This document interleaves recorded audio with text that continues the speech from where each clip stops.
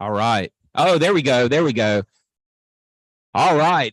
We are going to wait on all of our audience members who intend to participate in this wonderful dialogue. Continue participating in this wonderful dialogue as they make their way into the auditorium while I talk slowly and stall. Do I have jokes? Is the live stream on? Never mind. Never mind. I don't.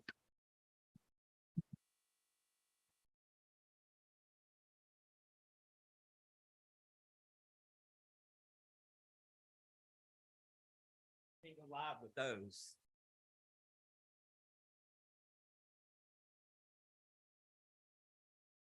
Once again, welcome back. I have almost exhausted my superlatives on everything positive that is to be said about the gathering. I'm looking really forward to this panel, as I have all of them, but how the humanities can help us navigate turbulent times. Now, not only do we have some ride or dies who have been here from the very beginning, but one of my former students who was here on a German exchange from the University of Würzburg, Bastian Reusch, he has returned to Florida and brought 5 students from the classroom that he teaches. He actually teaches Black history in Florida in Germany. So that's a tremendous thing, and welcome you guys as our guests. So I haven't heard back from Nancy, so I'm going to go ahead and introduce the person who is going to be the moderator of this esteemed panel, Dr. Mike Williams. He is the Director of Education Programs in the National Humanities Center. The National Humanities Center was the last of our organizations to sign on as an official co-sponsor, and I was really excited because he is bringing in the National Humanities Center Teacher Advisory Council. So from an outside perspective on how they did things regarding the topics that we're all examining is something that I think we're fortunate to have with us. So, Dr. Williams, please. Welcome. Oh, it's all good. Not yet. Mike, thank you so much. Truly appreciate that. Can everyone hear me? Yes, yes, yes, yes, yes. And I'll go ahead and get started, but I want to shout out the teacher up there. We want to chat with you before you leave. I would love to talk with you about what you're doing over there and ways that we can actually support you. So again, I am Mike Williams. I'm Director of Education Programs at the National Humanities Center. And I am sharing the stage with my colleagues. They all represent different disciplines, different geographies, different professional experiences. And they're coming here today to tell you all a little bit about their experience with our Teaching African American Studies Institute. 2 of the members on the stage are members of our Teacher Advisory Council, but all 3 have participated in a series that we began last year called the Teaching African American Studies Institute. And I will tell you all a little bit about that. I want to go ahead and start out by saying thank you, extending my thanks to Flagler College, as well as your partners, other organizers, everyone who had a hand into bringing us together to have this conversation, share ideas, and create new alliances in this polarized and very divisive world that we're living in right now. But as we were planning for today, I thought long and hard about the courage it takes to actually pull this off. And Marianne Radmacher, who's a writer, she had a quote that says, "Courage doesn't always roar. Sometimes courage is the quiet voice at the end of the day saying, I will try again tomorrow." By show of hands, how many of you all are K through 12 teachers? K through 12 teachers, close to it. Shout out to my teachers. But I will try again tomorrow. It's because of your why. It's your why. It's Sunday night. You're sitting at the kitchen table with a stack of papers to be graded, lesson plans, email to respond to. Netflix is playing in the background, and you're thinking about what you're gonna have to deal with Monday morning. And what happens? It's that why. It's staring at that same clock throughout the evening and doing that math and say, if I go to bed right now, I get 5 hours and 38 minutes of sleep. But is that why that's in the modern classroom is birthed from your students somewhere between a TikTok video and the end of the 6 o'clock news, where someone said letters like LGBTQ, BLM, FEMA, FEMA, FBI, or numbers like 846, or dates like January 6th, why? Their why is why you, we, and us will try again tomorrow. We'll try again Monday. I will start by kind of telling you all about, what this day or the next hour and some changes are going to look like. I'll give you an overview of our Humanities in Class resources, our Humanities in Class program, which is offered at the Humanities Center, which birthed the African American Studies Institute. And you all will hear from our 3 esteemed teachers, CHANGA Bay, CASSIE Owens Moore, Sarah Wiseman, and I'll tell you a little bit more about each one of them. And then we'll finish it out with open discussion. But I will start by giving you a little background. National Humanities Center, who are we? We're located in Durham, North Carolina. We were created in 1978, and for 45 years, we have devoted our time to the advancement of the humanities. We're the only private nonprofit institution devoted exclusively to the humanities. And in my education programs department, which you'll see in the center, we have scholarly programs, education programs, and institutional advancement. I work with the educational programs. And in educational programs, what we're looking to do, we want to connect high-end scholarship with the everyday working classroom. As a theme, you're going to hear me consistently say, bridges, building bridges, building bridges, building bridges.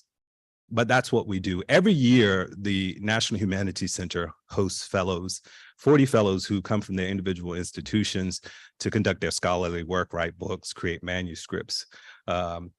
Dr. John Hope Franklin was one of our fellows, 1980 to 81, then again, 81, 82, Henry Louis Gates, Rita Dove, Blair Kelly most recently, and several others, Evelyn Higginbotham Brooks, who I'll talk about a little bit later, but they all come to the center. But the question is, and it's a question I ask, is okay, how are you connecting with these teachers? I mean, what are you doing to connect with the larger teacher base?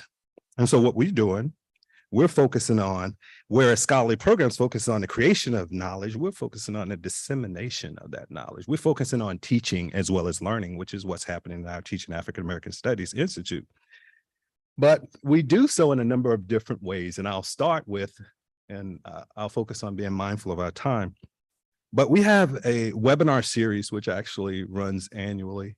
We started on September 12th with Heather McGee with The Sum of Us, which was hour and a half long webinar that we did with her to kind of delve into her book and her work. But we offer that to teachers, and we find that increasingly we are delving into topics that deal with race, place, and justice. We're also bringing in past fellows who are helping us to expand beyond purely historical topics, to provide teachers, to provide educators at all levels. And when I say educators, I mean in an inclusive way, because we have K through 12, but we also have community college.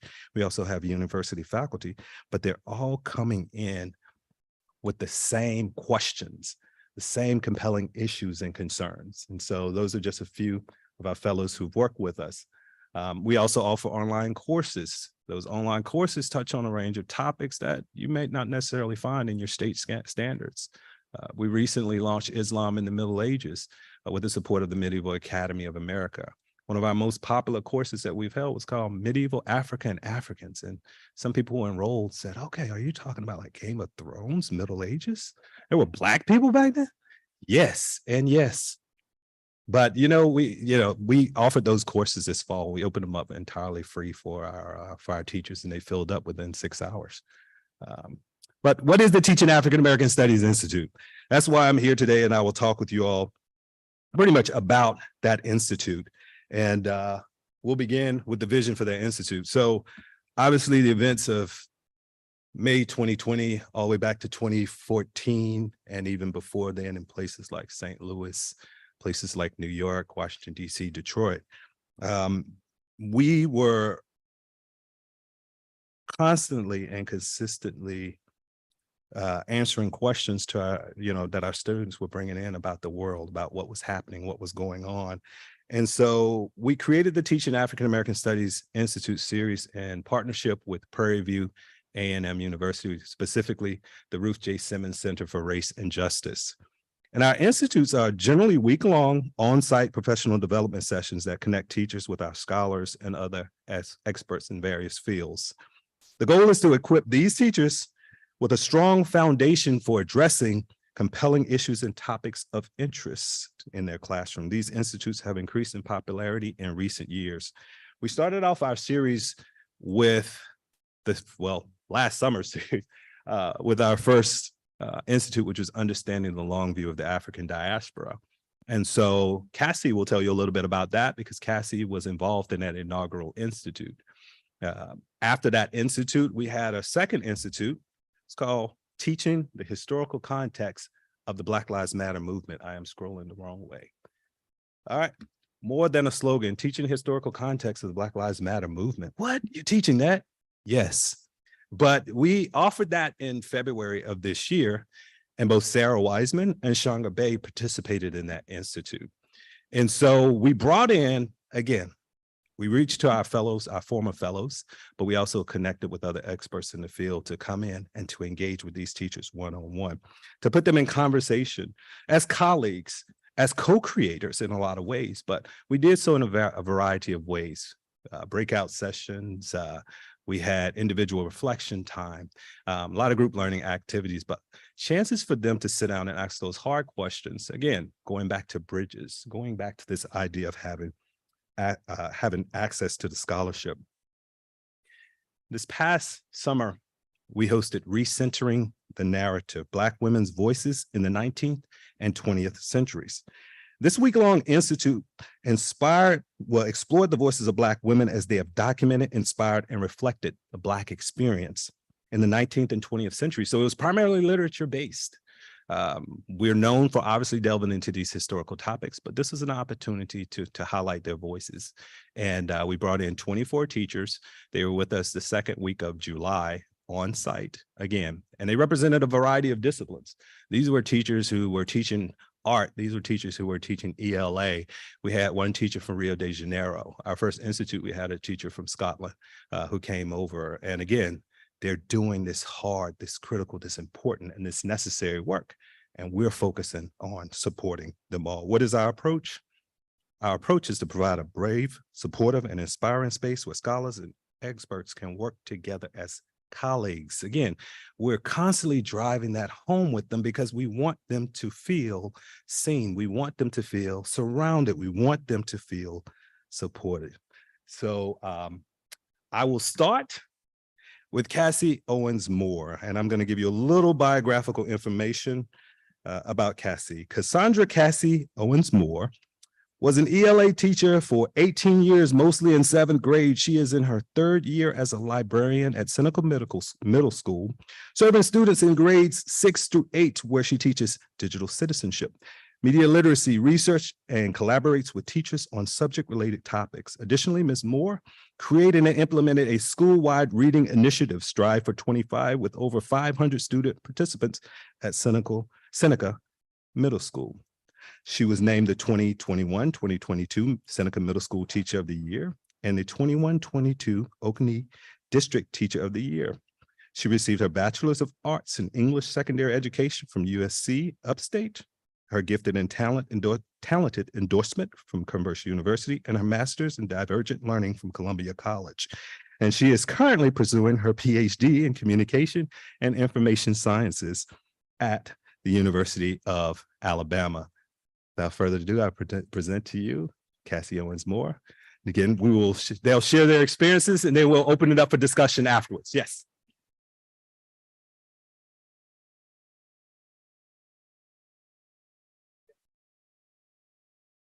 Good afternoon, and thank you for coming back after lunch. I know that's difficult, but I sincerely appreciate it. I just want to talk to you a little bit about my experience with the National Humanities Center, the Teaching African American History Institute. It's been absolutely amazing. And so to me, I'm kind of telling you a story of my experience because it was so transformative. And I can clearly see my career, my life, my mission before the Institute and after the Institute. And so that's what I want to share with you today and give you some insights as to what I've been doing. So I am a proud public school librarian. I love public education, 22 years in, and hope to continue doing it for many, many, many years. All right. So I want to give you some background as to the place where I teach.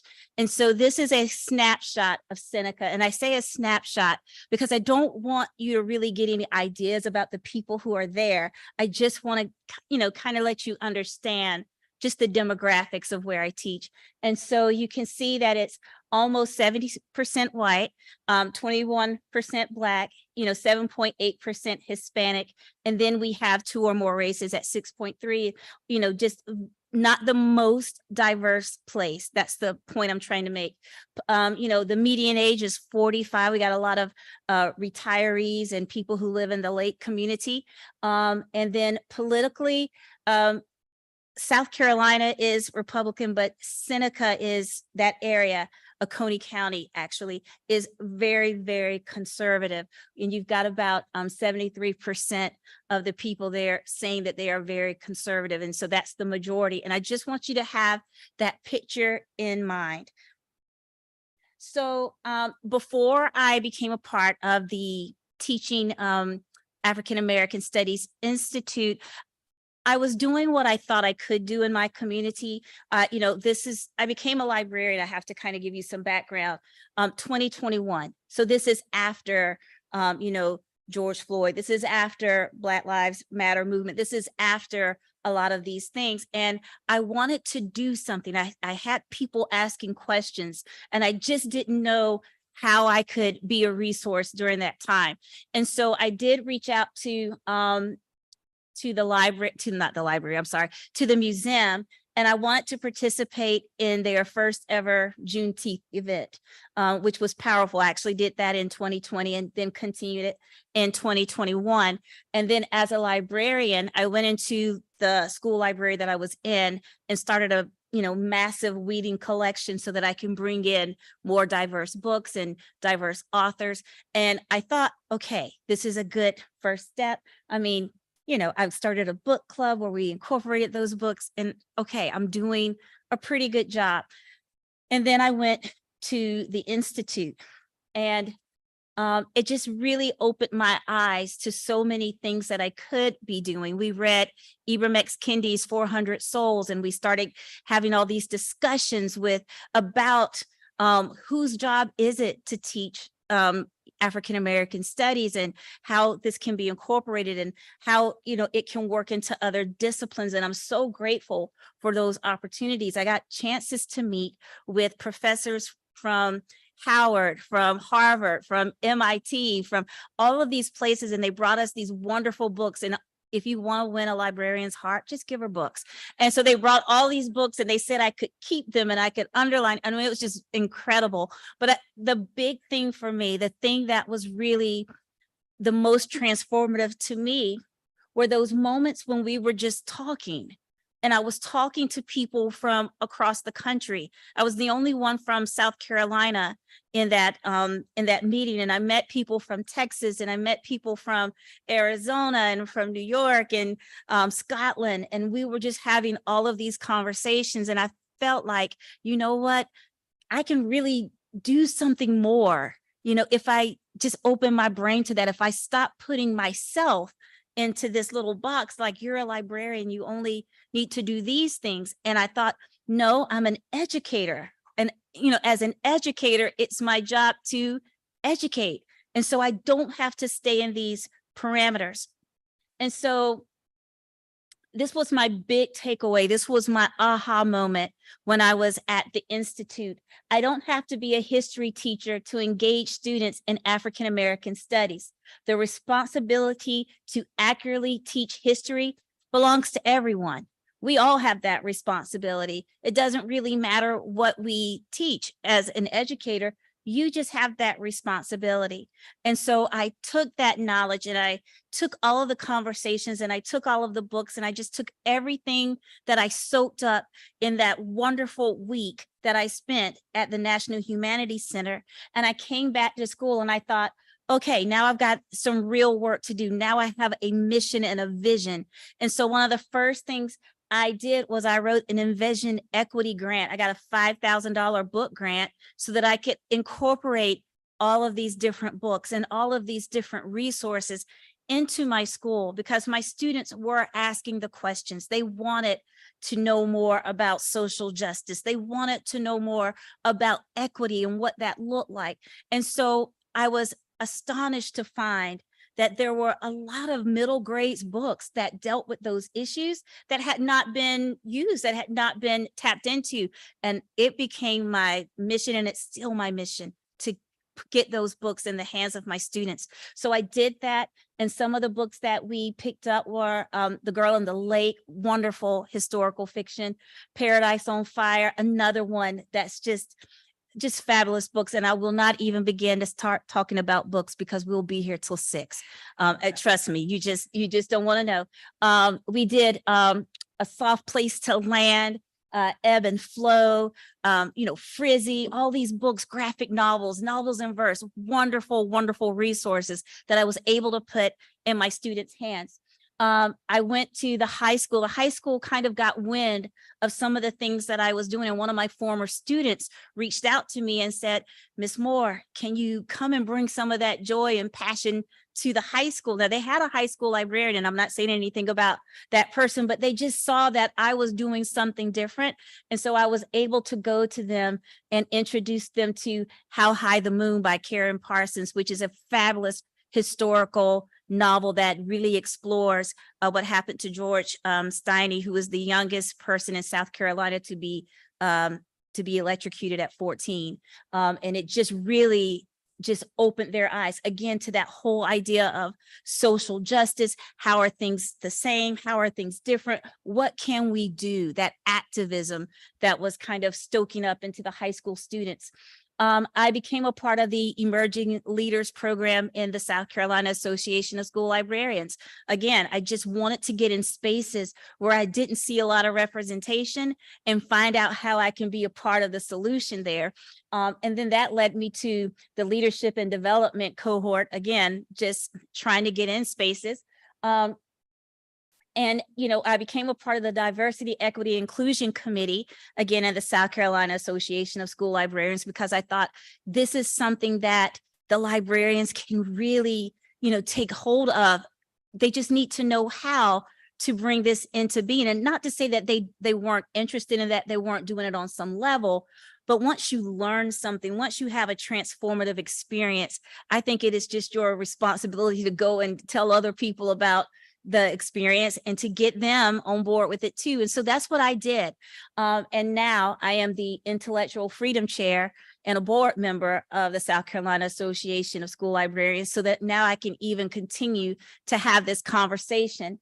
And then I became a part of the South Carolina Freedom to Read, and then the National Freedom to Read Foundation. And again, that just led me to having conversations with my former professors, other people, and they said, you know what, Cassie, you're talking policy change. And I said, oh, I am. I didn't know that. And they said, you need to go back to school so you can do policy. So I thought, well, okay. I mean, it's just, if that's what I got to do. So I just jumped into the communications and information sciences PhD program with my emphasis on library and information studies, so that I can have even a greater impact, so that really the Teaching African American Studies Institute can have a greater impact, because that's what started this journey. It's like they were the stone in the water, and the ripples just keep coming, because I can't stop. Once you get a hold of something, once something just so engages you and fires you up, you really just can't drop it. So how does this relate to what I do in Seneca? Well, again, I'm in a conservative district. right in 2021. You know, there's a county next to us, Pickens County. They banned stamped. They and then it just became an explosion of different things. And so we were almost told, like, just to be very careful. And if you're ever in education and someone tells you to be very careful, they're basically telling you not to do it without telling you not to do things. I mean, just be very careful, I tread lightly. So, those kinds of things. And so I thought, how am I going to do this? Well, I went back to the Seneca Museum, where I was doing the Juneteenth readings. And I continued to do those readings. I was very impassioned about it. Whatever books I asked for, they would order. And so one of the directors said, would you be interested in being on the board? And I said, of course I'd be interested in being on the board. What do I need to do? And so I became a board member. And then I found, and I couldn't just be on the board. Like, I just don't join things and sit. I've got to be active. That's just like, you just don't get on these things for the titles. You've got to do the work. And so I found out about the African-American read-in. By show of hands, how many of you have heard of the African-American read-in? Yeah, just very few. I knew nothing about it, but I said, oh my goodness, I've got to do this. So with about a week of planning, I called them frantic and I said, hi, I know that I just joined the board. I know you don't know me that well, but we really need to do this African-American read-in. And this is the book that we need to do it with. And, we can do this. And I kind of gave them just a quick rundown and they were like, let's go. And so we did it. And so I used Change Sings by Amanda Gorman to do this African-American read-in, because I didn't want it to be something that was, just for the adults. I wanted it to be from kindergarten to grandmothers. And so I used Dr. Golding Muhammad's Unearthing Joy and those 5 pursuits that she talks about in that book, identity and skills and criticality and, intellectual, and then joy, just finding all those things. And I put that into Change Sings, and the response was so amazing. People just came and they enjoyed it so much that they said, can we do this every month? And I said, why not? Because it's not like I have anything else that I'm doing, but I was like, of course we can. And so we have been able to do this program every single month, taking off October because they've got some kind of decorations or some projects they have to do in the museum. But every month we have been able to put a diverse book into the hands of the community. Every participant who comes gets a book for free. We do this reading. We've done Showway, we've done Dreamers, Before She Was Harriet, just all of these incredible books, and the community just loves it. And it's that kind of thing. When I went to the African American Studies Institute, I didn't know that that was the path I was going to take with this. I was in this room with all of these historians and and here I am, a librarian, trying to figure out how is this going to even work for me? Like, I don't even know how I'm going to be able to do this. And I was able to find a way. I was able to find a way to, first of all, get the books into the hands of students and in the community, and so many conversations with grandparents and with it's just been amazing. And so I see this whole thing. It was my transformative experience being a part of the Institute, but it's not only transformed me and it's not only transformed my students. Now I see it transforming my community. And that's just like, it brings tears to my eyes to think about what I was doing before this Institute and the fire that it ignited in me, that it has created what I think is just probably one of the greatest programs I've ever been a part of. And we call it Bookends. And we just give out these books, and we have these monthly conversations centered around race and culture and identity, and how it's okay for people to not look the same or think the same. It's our ability to have conversations and be respectful and be willing to learn from each other. It's those bridge building moments that makes us so fantastic. I can't, and these are just pictures of students reading books and some of the books that we've been able to do. And that's the African American reading. And then that African American reading has turned into bookends. And I mean, I think now we've even got t-shirts and everything. I mean, it just kind of exploded from this one idea of me just trying to figure out how I can incorporate what I learned there. How could I really bring it into my school? And something else, and then that's just the grant that I got. That's my good friend. I had a partner in it, and you know, we just applied for this grant again. We're doing something called My Language Matters, which I found out that I have 16 languages represented in my school. And I thought, you know what, that's another form of representation. And now I'm trying to get books in every language so that students can see their native language in print. I feel like that's powerful for them as well.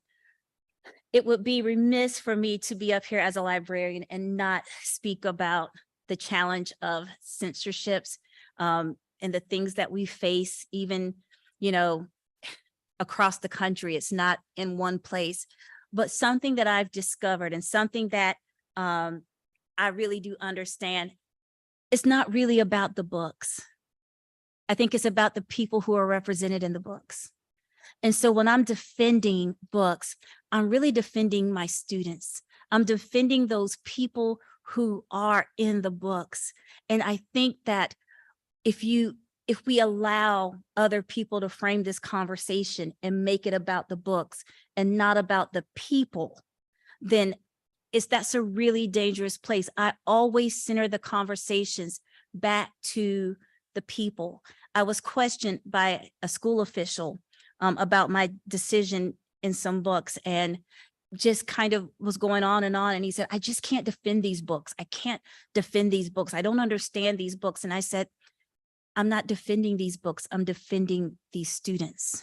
Because when I see books, I see people, because every story matters to me. Every individual story matters to me. And when I pick up books, I'm picking it up and I'm always thinking, who is this story for?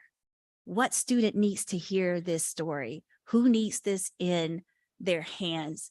And so that's one. If you have heard nothing else that I've talked about today, please let that be your takeaway. Well, let there be two takeaways. First of all, you can work this magic in whatever capacity you're in.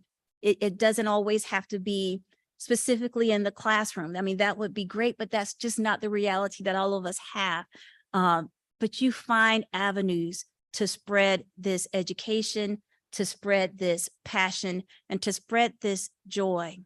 But always remember that when you're hearing this story about books being banned and all of these things, that those books represent people, and that it is our responsibility as human beings to stand up for one another and to give people the respect and the acceptance and just the ability to live their lives that we want for ourselves.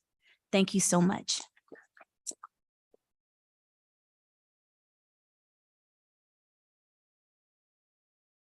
Thank you so much, Cassie. Thank you so much, Cassie. We were so fortunate to have you in our program. And she's right. If you get her started with the books, she will drop some really good titles on you, but it will be an extensive conversation, but it will be fruitful and productive, and you will be appreciative. Trust me. Next up, we have Sarah Wiseman. Sarah teaches African-American Studies and Humanities at Liberty High School, a public school in Frisco, Texas. She earned her Master of Education degree at Southern Methodist University and is pursuing her Doctorate of Liberal Studies degree at SMU, studying how the social studies have been sidelined in Texas public schools and why it matters. Teaching for the last 16 years, she has been named the Humanities Texas James F. Veninga Outstanding Teacher of Humanities and an SMU Excellent Educator. She advocates for the humanities in public schools, serving on the Teacher Advisory Council for the National Humanities Center, and as a Texas Education Agency work group member. When she's not at work, school, or conferences, Sarah Wiseman loves spending time with her family. Without further ado, Sarah Wiseman. Thank you, Sarah.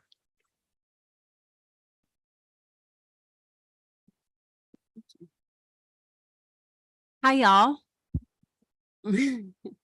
I teach humanities and African American studies in Collin County, Texas, which is a suburban county north of Dallas. It's a high growth county. As David Blight said earlier, a city's doing well when it's building schools. They've been churning out schools, like new schools every year since 2002, pretty much in my district. But one thing that makes us different, if you're thinking about Texas, is that my school is minority majority enrollment. Only about 35% of our students are white. The bulk of our students are Asian, and then we also have, significant populations of Black and Hispanic students as well. And you may be asking, how did a white teacher end up teaching African American studies? I will tell you, my children always ask me that at the beginning of every school year. And the answer is, like 70% of Texas public school teachers, most of our teachers at our school are white. We have 16 teachers in our social studies department, and only one is non-white, and he's Asian. So somebody had to do it. And I volunteered very joyfully for the job, because I love humanities-based classes, places where I can stop and take some time to read a play, look at literature, look at art, and African American studies was going to afford me that opportunity. I have had classes that are of a mix of students, usually about half Black or biracial, and then the other half of the students come from a variety of different racial and ethnic backgrounds. And what has been such a joy is that they're all just incredibly intellectually curious. That's why they're taking this elective class. And this is actually a picture. We visited the African American Museum, Dallas, after senior grades were due. So these kids did not need to be coming to school. They were going to graduate. They weren't getting any more grades from me, but they came and stood around and talked about contemporary art at the end of the school year. And it was just made my heart take flight. So it's a really wonderful opportunity. However, there has not, been a lack of challenges teaching in this part of Texas. In 2017, our school was highlighted in the local NPR station for having accessibility to a prayer room for our Muslim students to improve absenteeism on Fridays. And that caused a lot of people to come out of the closet and start, saying some things about, what prayer is appropriate or inappropriate in school, including the Texas Attorney General from our own home county, as well as a lot of internet trolls. Our principal received death threats, and a lot of just really vile stuff was being said about, what was essentially an empty classroom. The coach was out on his conference during that time period. Collin County is like living in two places. You have, this beautiful, what feels like a utopia to me of school. My kids of all these different races and religious backgrounds, all learning and growing and being friends with each other.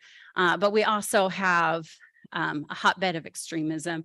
19 of the people charged in the Capitol insurrection come from Collin County. There's a lot of wealth and a lot of means to be participating really vocally in some of these political debates that are influencing public schools. The Dallas suburbs spawning domestic extremisms from the Dallas Morning News. This did come to my school district. They reconsidered books. They all pretty much stayed on the shelf, and then the board policy changes its policies, and now dozens of books have been removed from the shelves of our school libraries. As well as there was a critical race theory debate that ultimately was struck down, but it did cause a lot of commotion. They've had to add a whole night of public comment in addition to regular board meetings to keep up with the fervor that's going on in the community.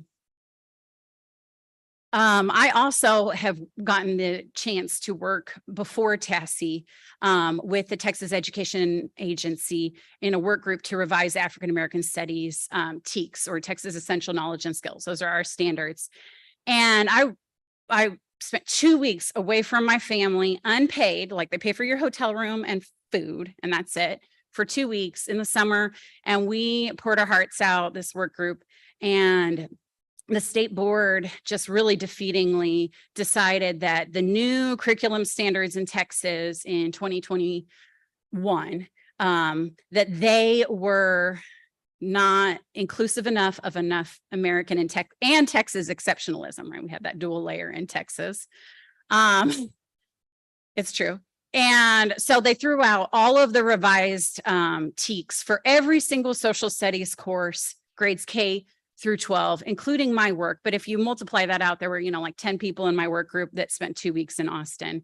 And then there were work groups for every grade level, every subject that's offered, including electives, new TEKS that were being developed for other ethnic studies courses. That's a lot of manpower from educators, college professors, interested community members, that was just kind of thrown by the wayside. So I was feeling really defeated by that. And then before I went to CASSIE, I also was challenged by a colleague with something that I had taught in my classroom, one of these contested topics. I won't get into a lot of details. I didn't get censured, but I did have to defend myself, and I had to go to the TEKS and say, this is a TEK and this is a TEK, and I pulled this source for that TEK, and really kind of go to bat for my, intellectual decision making in my classroom. So I was feeling really worn down before I went to the National Humanities Center. A friend sent it to me and I was like, Black Lives Matter in context, why not? Let's go. I really want to do this. I want to be a better teacher for my students. Let's learn more. And so when I went to the Institute, I came back and everyone was like, where have you been? Like, I thought you went to professional development all week. And I was like, just so joyful. And it was because the National Humanities Center really takes care of you, body, mind, and soul. And so I would say for, any organizations out here, I know Gilder Lehrman has a real reputation for also taking great care of teachers. And we all talk. Okay. So just so you know, but, and it's not just it being like, we're well fed, that's a way to say we respect you. And to connect you with good scholarship that says we respect your intellect, right? Most of the professional development teachers are given really downgrades, your intellect. So anyway, that's a big takeaway I would have for you guys. We connected with people from across the country. We got all this great scholarship. And I just came back ready to hit the ground like Cassie talked about. We had all these amazing scholars. The one who left the greatest impact on me was Dr. Uhura Williams, who came and did a talk. And he introduced me to this quote by James Baldwin: "The world changes according to the way people see it. And if you alter even by a millimeter the way people look at reality, then you can change it." And that's kind of now, anytime I'm feeling defeated, I think about those millimeter increments of change. And that actually inspired me to completely rewrite my first unit for my class. So some practical things for the teachers in the room, because I always love a good practical takeaway. I did my unit and it's called the Woman, the Myth, the Legend, because I was inspired by this book. We got the free book. And I was also very excited. The Rebellious Life of Mrs. Rosa Parks by Jean Theo Harris. Great scholarship, right? And we did a book study on that. And I decided to create this C3 inquiry design model unit, which is just basically you ask a series of questions and students come up with their own answers. And you are just putting these enriching sources into their hands so that they can come up with their own conclusions. So that's what I did. And there's two reasons that I picked this inquiry design model. One, it gives you a lot of coverage. That's what my school district decided when we adopted African-American studies, is if we're not telling kids how to think, then people can't get that mad as long as we're teaching the TEKS. And then from a less jaded perspective, inquiry design also creates these future ready learners, students who are ready to go out and learn from a variety of different perspectives and build arguments that are based on evidence, right? And then to support that, the other functional plug I'm going to make is for Project Zero, which is from Harvard School of Education. They have these visible thinking routines, and visible thinking routines really aligned with Zarita Hammond's culturally responsive teaching framework. They teach a culture of learning, they provide an appropriate intellectual challenge to students, and they create cognitive routines so that it's inclusive of all learners. And so we did routines like Connect, Extend, Challenge, which is like KWL, but so much better, to examine some different myths about Rosa, looking at the bus versus Faith Ringgold's If a Bus Could Talk. They tell the story very differently. We also use See, Wonder, Think to compare. The National Portrait Gallery has this sculpture of Rosa Parks. Compare her image to an actual image of what she looks like. You'll see there's some pretty interesting differences. And so the kids dug into that mythology around her. And then probably the most important routine that I used with them was values, identities, and actions, which is a way for them to really delve into whose perspective is being heard, whose isn't heard, et cetera. And they got into this poem by Nikki Giovanni, as well as, of course, primary sources. So what did the kids end up doing? Then they picked somebody they thought had been mythologized, or they weren't even made into a myth, right? That their story had been covered up, and they did research. And you can see that they ended up going into some very contested spaces like trans activist Marsha P. Johnson, Tupac Shakur. And I even had a student who was inspired by an Audre Lorde quote hanging outside of my classroom. And he was like, I've never heard of her before. Why haven't I ever heard of her before? And I was like, that's a good question. Why don't you research that? And so then he wrote this poem about Audre Lorde in the style of Audre Lorde, including quotes from primary sources that he had. And I just said that's a testament to putting the right questions, the right sources in front of kids and letting them come up with their own conclusions. Because I didn't say you need to research any of these people. They all came up with that themselves. The last plug I'll make is the National Humanities Center, does amazing support for teachers.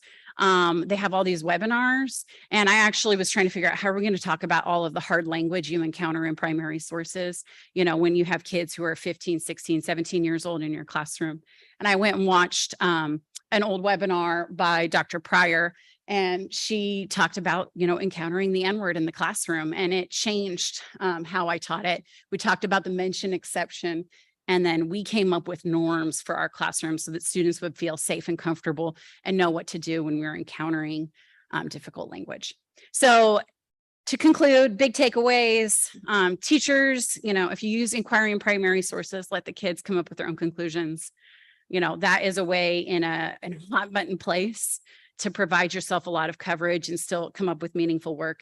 And for organizations and scholars, just think about how can you put these resources into the hands of your local teachers and get connected with them. Thank you.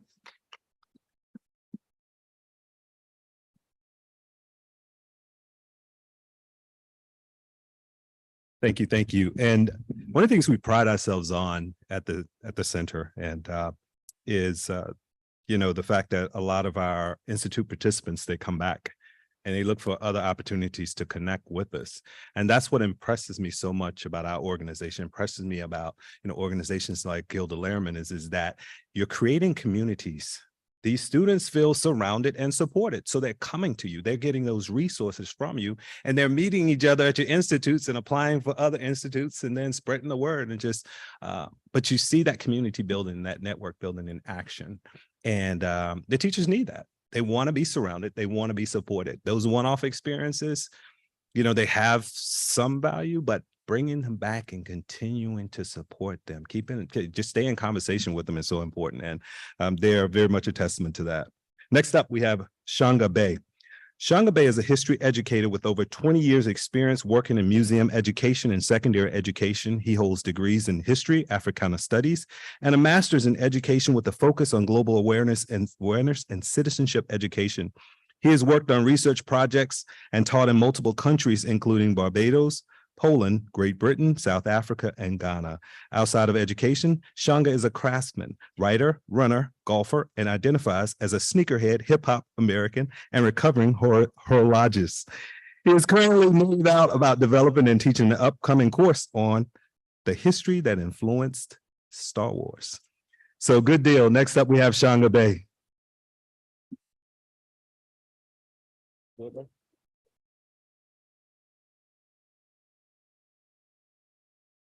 Thank you, doctor.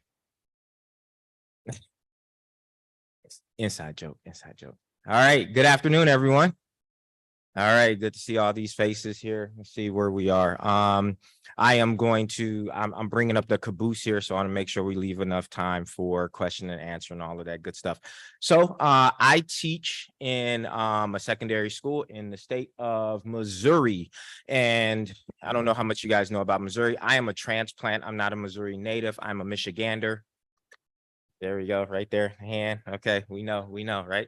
So I've been in St. Louis for several years now. But just last year, this the Parents' Bill of Rights went through, and I always found this interesting right here. So this is what I'm dealing with in Missouri. It's like the bill bans schools and teachers from diversity related concepts, as well as the teaching of courses or units of the study on critical race theory. However, this is what's hilarious. That term is not specifically defined in legislation, and no elementary or secondary school in the states are teaching CRT in that sense. So it's like, they gave us really no definition. It was almost like, all right, what's happening in Texas or Tennessee or whatever? Are they coming down on stuff? So we got to do something too. And then they came up with this and really had no definition. So school where I teach at, I'll talk about in a second, they were just like, let's go to our lawyers. What do we do? And they're like, we're good. We can keep going. So now, as I was framing this and thinking about coming to this conference and everything and talking about these subjects that we were asked to talk about, our experience at the National Humanities Centers on the board, dealing with teaching in contested spaces, or as my military friends like to say, denied environments and things like that. I thought about this quote from CLR James, and this holds a lot to me because I remember in college, the first major report I did was on the Haitian Revolution. I just had a really awesome professor that kind of walked me through, taught me how to cite sources, pull out quotes and all these things like that. And obviously we know the classic, the Black Jacobins or Jacobins, depending on how you say it. But in here, if we get down, he talks about what Toussaint L'Ouverture was able to do, and talking about these ideas of freedom. They weren't concepts that were abstract to him like other philosophical thinkers. They're not thinking about them in some cloud or something, or all these theories. And as Toussaint could defend the freedom of the Blacks without reservation, and this gave to his declaration a strength and a single-mindedness rare in the great documents of the time. The French bourgeoisie could not understand it. Rivers of blood were to flow before they understood that. Elevated as was his tone, Toussaint had written neither bombast nor rhetoric, but simply the sober truth. And I think about that in my work, because we're sitting up here talking about all of these theories and ideas and, what do we do and laws and legislations, and all I see is my life, my identity. We're arguing about my humanity and whether or not I am a part of this story. So, next, I took that personally. Okay. So classic meme from Michael Jordan. It's like, yeah, I took it personal. So that's going to come up again. A lot of these things are personal to me. They're nowhere but inside of me. So I teach at a school. I teach at an independent school. So this is a little bit different than at a public school in the state of Missouri. I'm right outside in suburban St. Louis. Missouri's an interesting place. It's a big state. It's a lot that's in between, or a lot that's not in between Kansas City and St. Louis. And there's a whole lot of things that go along. It's a weird state. We're talking about a state that was heavily Confederate, but never succeeded from the Union. We have this city-county divide in the city, so it's really interesting. But the school where I teach at was established in 1859. It is a secular school, so that Mary in the Mary I, the MICDS, it's not that Mary, it's another Mary, right? So about 1,250 students were capped there, and we're over 30% of our students identify as students of color. We have a large Indian subcontinent population, as well as a growing Asian population there with African-American students and so on. It is a country day school. So, all right. I was asked to talk about why I decided to apply for the Teaching African American History Institute with the National Humanities Center. And I go back to the letter that I wrote, my statement of interest. And it goes back to this. So this is Mike Brown. And so we're ground zero in Ferguson, 2014, August 9th. My son's birthday is August 18th. And so on August 9th, that day, 2014, I was at some rinky dink arcade place, you know, where you go and you take kids for their birthdays, because we're doing it early before the school year starts. And my phone is just blowing up text messages, like, what's going on? What's going on? And he's like, man, they killed this boy in Ferguson. And all this news is coming through.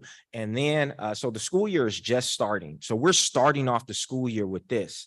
And it's like, you know, what do we do? What do we do? So I told you, I identified as a hip hop American. And as soon as, you know, I'm hearing this and what's going on and how the situation went down where Mike Brown is getting, where he got killed by Darren Williams, I think about this second verse from Tupac's first single, Trapped. And this came out in 1993, 92, and this song comes out. And they got me trapped, can barely walk the city streets without a cop harassing me, searching me, then asking my identity. Hands up, throw me up against the wall. Didn't do a thing at all. I'm telling you, one day these suckers gotta fall.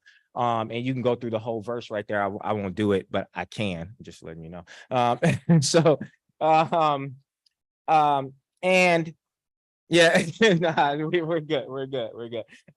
But I put this quote up on the board in class, and we unpacked this song, and then I asked the kids, so why did I put this up here? And then I had another student get up and start moving the chairs around into a circle, and he was like, well, I feel like if we're going to talk about this, we all need to be facing each other, right? And I'm like, yeah, right, exactly. But that's the environment that I, you know, creating a class. I have these things roundtable Wednesdays, so they felt like it needed to be like a roundtable.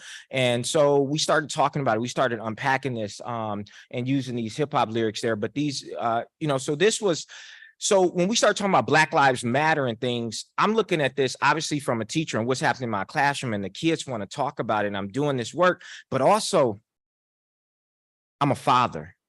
I got 2 Black boys.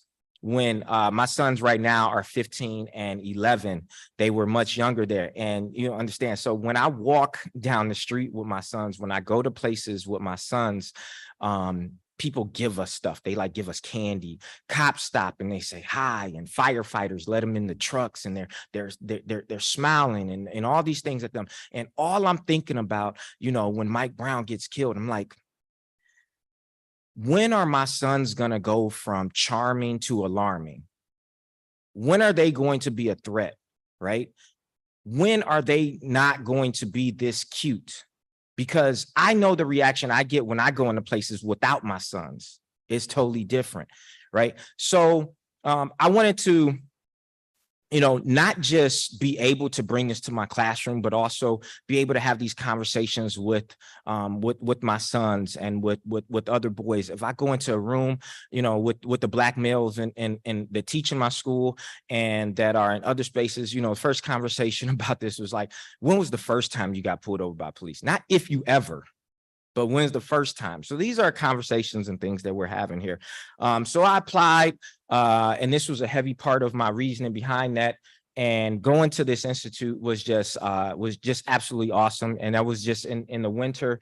I wanted to leave it brief right here. The ultimate experience here, if you just want to be affirmed, you want restorative practices, and get things that are practical and bond. Like we got a group text that just goes on. It's awesome. These are my people, right? You know, Mike and I, we talk about, he's an Outkast fan, so am I. We talk about all types of stuff, whatever. So it's just super cool. But it's just great to be in a space that was designed for that. And that was my experience there. But one of the big things that I took away from there was from one of the speakers, and this was most reaffirming, where they talked about this idea of teaching by proxy, and I'll get with that in a second, but it made me think of this video right here. That's classic. So, yep, got a video, we got audio, works, okay. I know you like your outfit stylish, any other line, but the Gap is childish. Everybody working as a personal stylist. You're falling. Once you hear the Gap calling, you can't resist the shopping. Big balling, not stopping, yes, y'allin'. Jeans popping in every mall in town and city. GAP, gritty, ready to go for us, by us, on the low. G, that's for getting the A for always. P, that's for power and the people that praise. Backwards, P for popular, A for attitude. G, get it going, daddy. Gap is on the move. How easy is this? Yeah. So To the Gap. okay, so what nobody picked up in that commercial when it came and it aired for like 2 weeks before they picked it up, everybody realized what was on his head. No, nobody. Okay, it was a FUBU hat, right? LL Cool J did a Gap commercial. Gap paid him good money to go in and do a Gap commercial, and he wore a FUBU hat in there. And he said, for us, by us, on the low. In the commercial, he used a Gap commercial to advertise a Black-owned company. Oh, this goes down as legend. And when I saw it, I was like, did he just do that? Everybody just like noticed that, you know, it was almost like, you know, Janet Jackson Super Bowl, like that just happened. Did that just happen? Yeah. Oh, wow, that just happened, right? Okay. All right. Yeah. Okay. All right. So yeah, he did that in there, and it took Gap a while. And I realized, you know, it's like, we're not dealing with the brain trust right here. Okay. All right. I just gotta be honest about that. So, I mean, there's a lot of room to get stuff, you know, to sneak stuff in, but this is classic. And now, but a lot of people in hip hop are really upset with LL Cool J, because this is the reason why they have like 2-hour-long outfit checks before they can do any type of advertising again, because because he basically hijacked that. So what do we do here? We hijack this. And one of the big things I took away from the Institute was this idea about teaching by proxy, leveraging the known and familiar and accepted to understand the unknown, unfamiliar, and the unaccepted. And so this kind of gets into my idea on how I always talk with kids about tangibles and intangibles. And so the tangibles with something like, if I had this water bottle right here, you know, it's water, it's a cylinder, you know, it's made out of plastic or whatever, but the intangibles are like, you know, recycling, sustainability, life, right? There are these ideas and concepts. And so if you look at stuff and you just look at the tangibles, then you are always going to just look at that one particular object. But if you look at the intangibles in something, then you start seeing connections, because you can bring things together. So I'm always looking at the intangibles and teaching my students to do that. And so during the Institute, I came up with this lesson here on using from Crispus Attucks to George Floyd, Black Death and the Birth of America and the Creation of Martyrs. So I'm juxtaposing Crispus Attucks, the known, the understood, the accepted, with George Floyd, Mike Brown, and so on. Some basic essential questions right here. To what extent are martyrs born in the moment versus created afterwards? When I even when I talk about this lesson, we even talk about Jesus, in the sense that, you know, is there, you know, there was Jesus of Nazareth, but this idea of Jesus Christ, and that's created like afterwards. And it's because some of the images that I have in here a little bit later, you know, and then do we need martyrs? Is that something that's essential? And juxtaposing these pictures right here of the first Boston Massacre lithograph, and then one that was done in the 1850s, so nearly 100 years later, but Crispus Attucks is dead right there in the center. So talking about like, why would that change? What's going on at this time? Why would he be put in the center at this part? But this is a narrative that nobody argues with, right? But let's break down who Crispus Attucks was.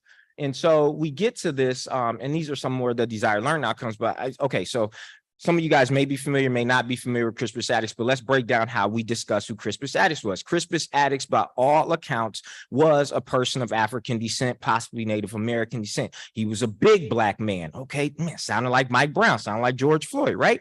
Okay, there's also a lot of evidence that suggests that he was a fugitive. What? He's a criminal? Oh my goodness. Wait, hold on. Okay. Now let's back it up here. That night, when he gets into an argument with these red coat officers who are acting in what? A policing manner in Boston, black man police. Okay. We got Boston going on here. Where was he leaving? He was leaving a bar. So he was probably what? Drunk. A drunk, big black man fugitive gets into it with police officers and gets killed. The police officers get what? They get off. They don't get prosecuted, minor stuff or whatever. The police get acquitted. And what does the country do? This is a seminal event in the founding of our country. So our country was founded off of what? The protest of a black man getting killed by police. I didn't make anything up. I didn't, what, you know, for FUBU. Yeah, what? I just did it right here. What? And now, how is this different, right? And so got Malice Green, Trayvon Martin. Why are we still rioting about black men getting killed by police? This country was founded off of that. That's the lesson. And so it resonates. You know, I had kids in class, they're like, you know, I had a kid, I just did this in US history, and a kid in class, his name is Steele, and he goes, I want to run through a wall right now. And he just got all like pumped up and like all amped. And I was like, yeah, it was a white kid too, you know. Yeah. So, but no, these types of things resonate. So always thinking about teaching by proxy and so on. So, let me see here. Where am I at? Yeah. So so with this lesson plan right here, it was pretty straightforward. It was nothing outside the norm. I got some resources on here about CRISPR things you may not know, and some of the learning activities we do, we talk, but then we ultimately get back to the assessment. Here was actually oral reflections and writings and kids being able to produce these works and stuff. And so this is just one thing that I do in the classroom. I'm constantly challenging kids to juxtapose and mash things together,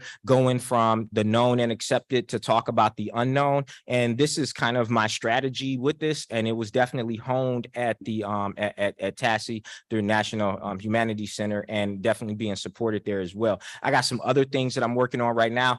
Interesting about all of this is that you know, how much is this impacting me, all these laws and stuff at an independent school in the St. Louis area in Missouri.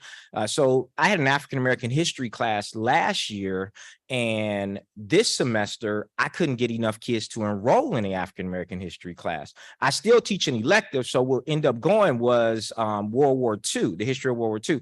So what I'm doing is I'm talking about how World War II impacted civil rights. It's still World War II class, so you can do it. Understanding how to operate in denied environments, being creative, being adaptive, working from the known to the unknown. This is what I do. So, yeah, and that's it. That's just, as the kids say, and these are my sources. There we go. Okay. All right, cool.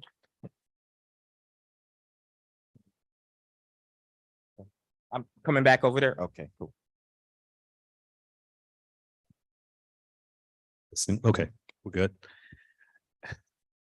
And so I guess we can open it up to any questions that we may have from the audience. We have a hand over here. Thank you. I was just blown away by each of you, just totally. But my question is for CASSIE. I bought a birthday present for a young girl, and a book that I was charmed by decades ago, The Secret Garden, Frances Hudson Burnett. I mean, I hadn't looked at it in decades either. And, you know, I had it wrapped by the store because I'm a crummy wrapper. And so it was all ready to give her a birthday. And just practically that morning that I was going to do it, on public television, somebody was talking about the fact that this book has some slurs against Indians of the subcontinent, which is where she's from. So I didn't give it to her. I felt kind of protected that this happened. But then I tried to talk to a couple of children's librarians. I said, well, do you have a list of books, like classic children's books that might have some objectionable language in them? No, we suggest you don't use them, get modern books. So I'm asking you, is there such a list, or maybe someone's written a book about it? And I mean, you know, the books that charmed me as a child, well, I haven't gone back to them really, Heidi or whatever, you know, but I love giving children books. So I'd like some information about that, but I'd also like, have you got a list you could hand out of books for children today, African-American books splendidly, that I could use for, my shopping? Okay, so the question is there a list of African-American books? Classic children's literature. Oh, okay. Classic children's literature. Oh, okay. So you were talking about like The Secret Garden?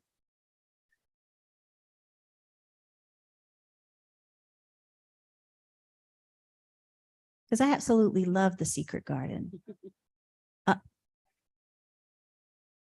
And I've read it recently, and I think that the relationship that the two girls have, one being Black and a servant, and the other girl being kind of like a lost princess kind of person. I thought they were so equal. Like after the girl was, they thought her father, if you haven't read The Secret Garden, spoilers, but after they thought her father was dead, and she also was working kind of as a servant, and these two girls became such good friends. And then when they found out that she did have her wealth, how she brought her friend with her, I thought it was a lovely book. I think the thing is, and someone mentioned it earlier, is you've got to make sure that when you're looking at books, you look at the context of the book. I call it time stamping books. Whenever I'm reading a book or even introducing a book, I want to make sure I'm giving the background of the time period, the historical context, the social context, and all those things. So to answer your question, is there a list? No.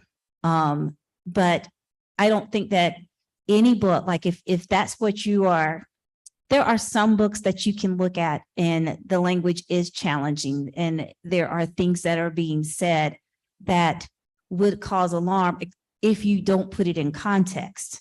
I do believe context is everything, that no matter what you're reading or teaching or talking about, you have to give it the context that it needs. Like you have to give the background. I taught The Watsons Go to Birmingham, 1963, Christopher Paul Curtis, fabulous book about the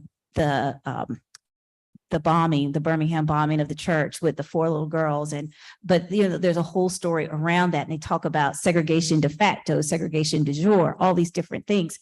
If I just give that to students blankly, they get caught up in some of the situations and in some of the ways that the family talks about race.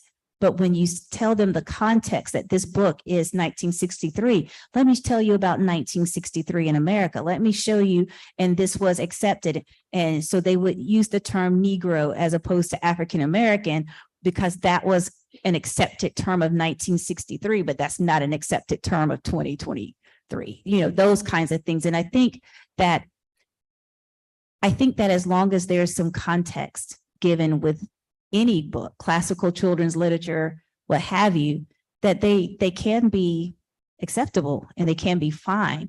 I don't know of any list, and I hope there isn't a list, to be honest. I think that there just always needs to be that background understanding of, I have to explain the context of this book. Does that answer your question? Okay, thank you. Good.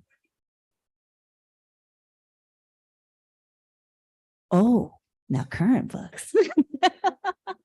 I can give you some sources of We Need Diverse Books is a wonderful site to go to. They do keep a list of children's book, middle grades books. Every state has, pretty much every state has their award-winning books. I know in South Carolina, we do the South Carolina children's books, junior books, young adult books, and those are kind of read by librarians. I was on the reading committee once, and I mean, you read like 150 books, and then you choose the top 20 books for that category. I think every state has that. Always Newbery list, always, the Coretta Scott King list. There's all these award processes and things. and they are fantastic books. So yeah, because if you ask me for a personal list, we can be here until 8.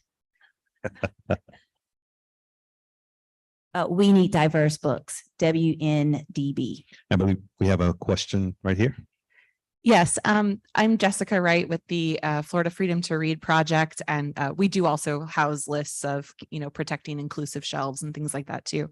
But my question is in relation to kind of how we continue to operate within these, not just bad faith actors, but bad faith institutions. So when we're, for myself, I'm a educator by trade.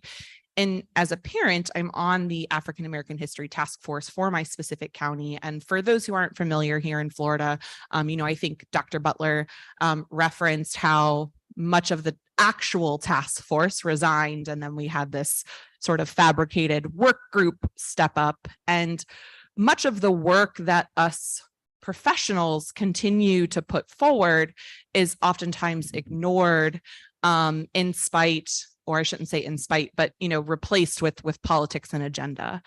And part of what's becoming more increasingly difficult is, especially in my county, just outright denial of facts and primary sources. Being told that we didn't have sundown towns, that the KKK in the 90s didn't adopt a part of the highway and was defended by our officials that they had the right to do so. And we started this task force over a year ago, and we really stacked it with professionals and people of color and people who have represented districts and curriculum development for decades. And over half of them resigned because at this point they've said, I will not have my name on something that is a farce that is intended to further this narrative that these standards are worthwhile, because they're not. Just because we're saying that we're going to teach African American history, but then we look at the standards and we know that the state hasn't approved any sort of curriculum. How do we continue to operate in these bad faith institutions and advocate when it's not even things that are really up for question? It's an outright denial of facts. I have an answer to this. I think that, one is when you do have standards that you can fall back on, like that's always, I try to be really calm. Like I'm teaching the TEKS, it's in the TEKS. I've got, this is what's in the curriculum. It's there. And then also just, sometimes you just can't engage with people. They're not in a place to listen. And so I just calmly, say, I'm doing the best I can. And if someone's doing that, there's kind of a limit. And I focus in my classroom, what keeps me going is what I can control day to day. And I can't take on all the battles. So it may not be the answer you wanted to hear, but that's how I personally deal with it, is just making sure that I'm doing right by my students in my classroom and not getting into these big flame wars that are ultimately unproductive. One more question over here. Yes, sir. David Messenger, University of South Alabama. I just want to ask a little bit about this teaching by proxy idea, and this last question about bad actors or bad institutions. Are you afraid someone's going to call you out on this? Hey, didn't you just teach us something you're not supposed to teach us? Oh, no, because I can't teach unless people learn. So no, I'm not trying to like work around that or whatever. Once again, I started this off by saying that this is personal, and I hear about bad faith actors and so on and so forth. I have a visceral distrust of all of this. Everything. It's like when they ask the Incredible Hulk, it's like, what's your secret to not being angry? And what did he say? I'm always angry, right? I'm always going in with a little bit of, am I supposed to be doing this? Am I here? I've been in my existence in this country is denied space. So if you're asked if am I afraid if a student says that, you know, we aren't supposed to be learning this or whatever, and it's like, well, what did you learn? Talk to me about that. What do you understand now? And how is that impacting you? So I no, because there's always just more questions to ask or whatever. I am a teacher. That is my responsibility.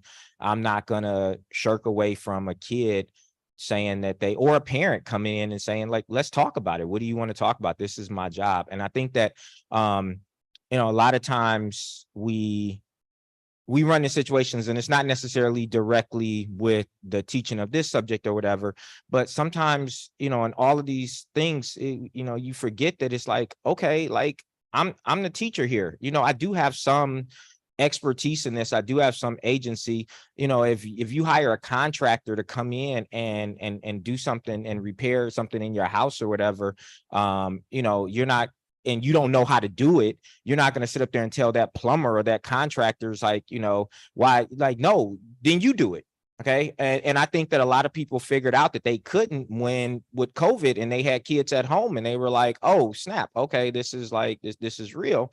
So no, I fall back on that. I'm confident in my knowledge. I firmly believe that before I go into the classroom and do anything, my wheelhouse is becoming as knowledgeable about something as I possibly can.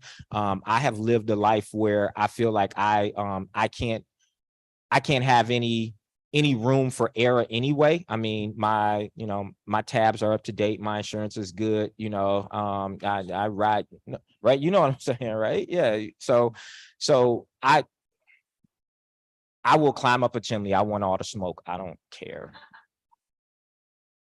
If I can just add something to please. that, something even about what you said in bad faith, you know, institutions, that something that just really resonates with me is really connects with something that CHANGA said that I didn't even know about, his teaching by proxy. I wasn't a part of his group, but I believe that wherever you are, in whatever capacity you're in, there's just a space, and it might be a tiny space.